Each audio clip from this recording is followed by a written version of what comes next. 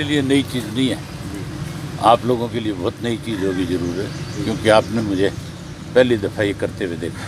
मैं सन 1982 में लगा था, जब मैं पढ़ाई छोड़ करके अपने फार्म पे आया, तब से खेती मैंने संभाली, और सिर्फ अकेले अपनी अपनी नहीं, मेरे जो चाचा रणजीत सिंह की खेती वो भी मैं देखता था, और जगदीश चंद्र की खेती भी मैं ही देखता था। मैंने बहुत पापड़ बेले इस खेती के, बहुत काम किया मैंने, अपने हाथ से बहुत सारी चीज़ें करी। सारे बाग मैंने अपने हाथ से लगाए थे, जितने भी हमारे यहाँ पर बाग हैं सब मैंने स्वयं लगाए थे। और आज भी जब मुझे फुर्सत मिलती है तो मैं ज़रूर खेत का चक्कर लगा करके आता हूँ।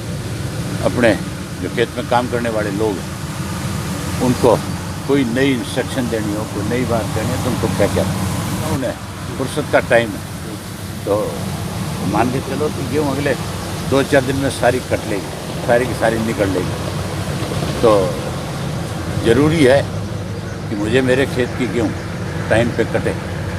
इसके लिए मुझे कंबाइन जो चलाने वाले लोग हैं वो भी तो बेचारे फुर्सत चाहते हैं, थोड़ी देर सारा दिन काम तो नहीं कर सकते, तो मैं उनका हाथ बटा देता हूँ। नेता तो अपने घर में बैठे हैं सारे।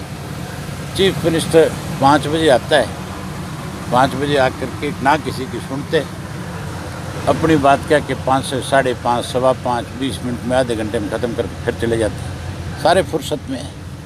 कौन से को काम है मुझे बता दो, कोई एक भी नेता आपको कहीं ऐसा लग रहा है जो कोई काम कर रहा है?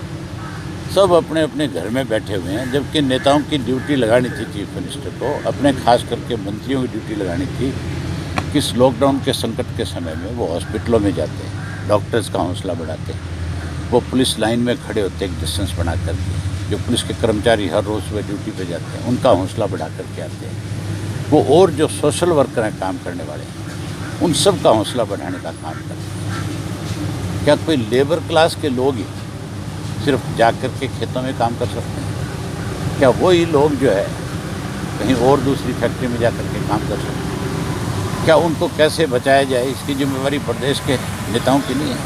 किसान को तो लूट लिया, सरकार में बैठे लोग तो सारा दिन कहते एक एक दाना खरीदेंगे, और मुझे लगता है एक एक दाना करके खरीदेंगे सबका। जिस ढंग के आदेश आ जाते हैं, बरासरी गांव का जो सरपंच है उसका जो कज़न ब्रदर है उसके पास 2 एकड़ ज़मीन है, मैंने लिस्ट भी आपको मुहैया कराई, उस 2 एकड़ वाले से तो 160 कुंटल खरीदी है, और जिस सरपंच के पास 18 से 20 एकड़ ज़मीन है उसको 2 क्विंटल का नोटिस दिया, अभी 2 क्विंटल लेकर के आ जा। मेरे पास जहाँ 76 एकड़ में गेहूँ है, मुझे कहते तू 5 क्विंटल ले आ। दिवाली अब पिट गया कि नहीं पिट गया इनका? ये तो किसान को कैसे परेशान किया जाए। इस इलाके में जौ की खेती होती है, और जो है घर में नहीं रखा जा सकता। हमारे यहाँ कहते हैं जो अगर ज़्यादा दिन पड़ा रहे तो शाट मार जाता है। शाट मारने का मतलब उसमें इतनी गर्मी होती है कि वो अपने आप ही काला पड़ जाता है सारा का सारा। उस जौ को जब बाज़ार में लेके किसान गया बेचने के लिए, वो भी गेहूँ से पहले आ जाता है, उसको जब बेचने गया तो मंडी में जो इनके अधिकारी बैठे हैं उस किसान को आगे से पड़ गए और उसको कहने लगे तेरी हिम्मत कैसे होगी यहाँ जो ले आया, ऊपर से आदेश ही नहीं है जो खरीदने के, तू बिना मतलब क्यों ले आया? वो कहने लगा मैं इसको रखूँगा, घर में रखूँगा, ये ख़राब हो जाएगा, ये तो तुरंत निकलता है तुरंत बिकता है।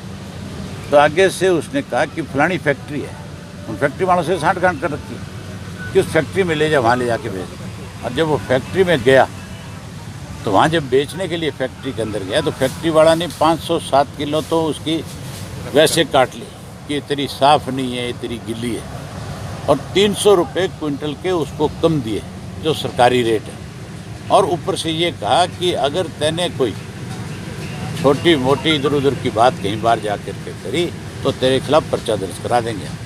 इसी तरह तारी मीरा जो सरसों का दूसरा रूप है, जो बहुत सारी मेडिसिन में काम आता है, उसको किसान जब बाज़ार में बेचने लेके गया तो जो खरीदने वाले हैं, कहीं मास्टर लगा रखे है, कहीं कोई और कर्मचारी कोई जेई लगा रखे है, उनको बेचारों को क्या पता है सरसों क्या है, तारी मीरा क्या है।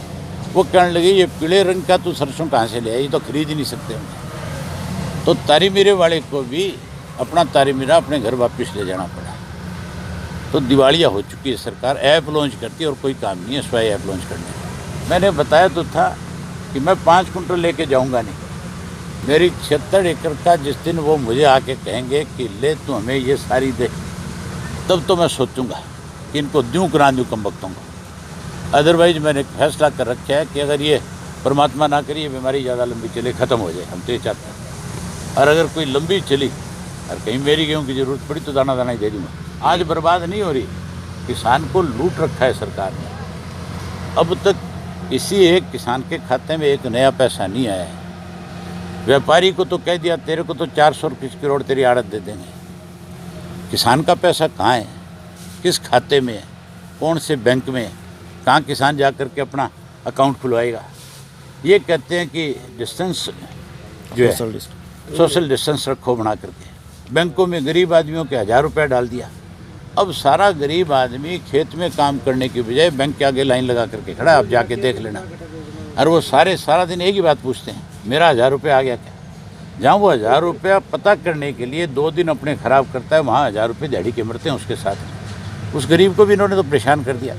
इस टाइम में 1000 रुपया डालने की ज़रूरत नहीं थी, इस टाइम में तो उसको खेत में काम करने की ज़रूरत थी। पैसा उसके खाते में आप तब डालते जब बिल्कुल खाली समय होता है, जब उसको कोई काम नहीं होता। आप डालो, अच्छी बात है, गरीब की मदद करो, लेकिन गरीब को मदद करने की बजाय उसको परेशान ना करो। इन्होंने तो उसको बैंक की लाइन में खड़ा कर रखा। आप जाते हुए देख लेना बैंकों के आगे, ये अबूसर गाँव रहा, यहीं से आप जाते हुए देख लियो। मेरे गांव में चले जाओ, बैंक के आगे कितनी लंबी लाइन है, हर बैंक के आगे। तो सारी लेबर क्लास तो बैंक के आगे खड़ी है। इन्होंने एक बड़ी सोची समझी, एक बिल्कुल ये तय करके कि किसान को कैसे आखिरी दिन तक तंग किया जाए। इसके लिए उसकी फसल निकालने में भी उसको दिक्कत आए, इसके लिए मजदूर को भी उन्होंने लाइन में खड़ा कर दिया।